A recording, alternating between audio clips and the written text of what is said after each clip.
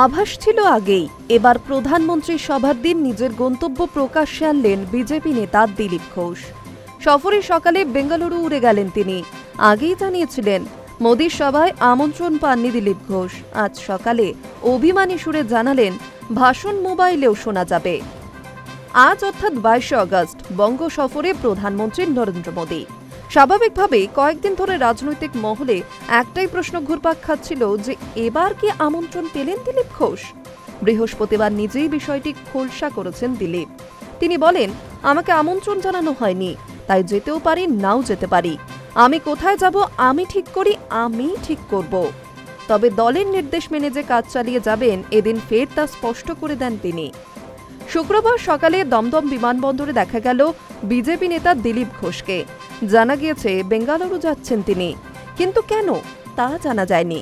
এদিন বিমানবন্দরে দাঁড়িয়ে অভিমানী দিলীপ বললেন, মোদি কি বলছেন তা শুনতে সবাই থাকার তো দরকার নেই, মোবাইলেও শোনা যাবে।